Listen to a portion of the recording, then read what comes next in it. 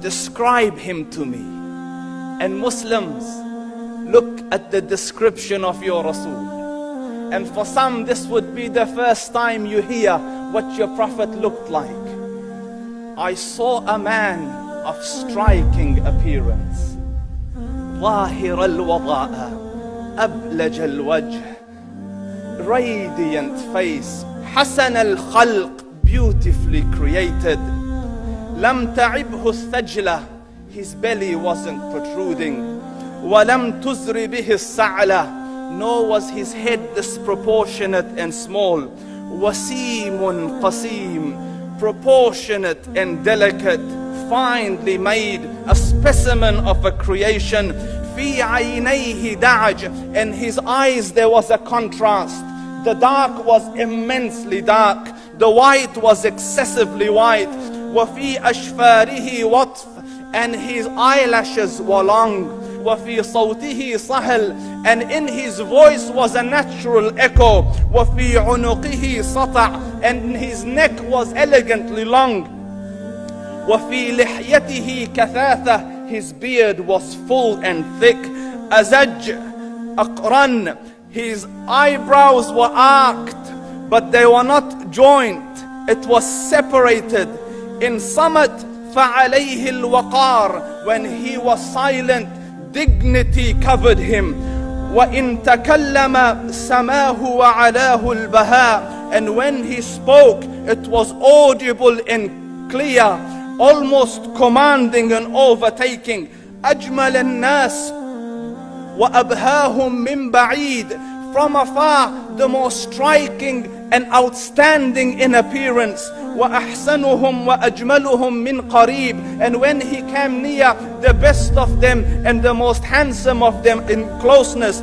حلو المنطق, such an exalted and sweet level of logic. Like when he used to speak, it was so coherently logical, it was smooth and easy to understand. فصل لا نزر ولا هذر, he was to the point, not excessive nor too short. كأن منطقه خرزات نظم يتحدرن, his logic, his utterances, his words were like jewels coming out of a necklace, calculated, polished, one after the other, it would flow magically. ربعة, he was medium in height.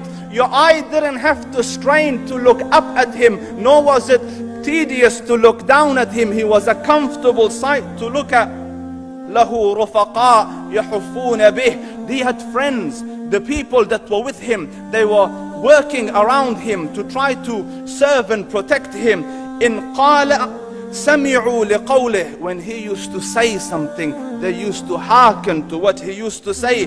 وإن أمر تبادروا إلى أمره, when he commanded, they used to compete to fulfill the command. This is Muhammad Rasulullah. This is Muhammad Rasulullah. Anas ibn Malik says, he says, I came out one night,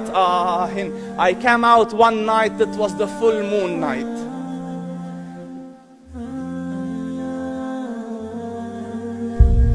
And I looked at the moon, and in the desert, understand, the moon is an awesome sight. It is smooth, it is radiant, it is clear, it is gentle compared to the scorching sun at which they are used to. So the moon was the epitome of beauty. So he says, I came out at a full moon night and I looked at the moon and I saw it beautiful, handsome. So I said, let me go see if the moon is more handsome or my Prophet is more handsome. Let me see if that is more beautiful or the Prophet is more beautiful. So I went and I saw him standing afar. So I looked at his face and I looked at the moon and I looked at his face and I looked at the moon and I looked at his face and I looked at the moon, and he said, Wallahi, he was more handsome than the moon in its entirety. That is just the look of your Rasul. Aisha radiallahu anha says, I was sewing with the needle. My needle dropped in the dark. I couldn't find it. I said, Ya Rasul, I can't find it. He moved his face close, and I swear, out of the radiance of his face, I found my needle. And the Prophet sallallahu alaihi wasallam was mind-bogglingly handsome. But his handsomeness was covered with waqar in jalal and hayba. The Sahaba say, when we used to sit at his feet, two feelings conflicting would come on the heart.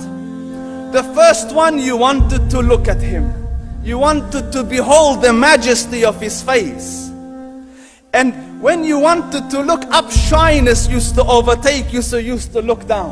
Amr ibn al-As says, I sat with him many times, but if you ask me to describe his face, I can't describe it. I wouldn't be able to look up to him ijlalan wa ta'zeeman. I couldn't look up at him. And that is why he didn't have the problems that Yusuf alayhi salam had. Because it was difficult to penetrate the awe and the splendor of the Rasul.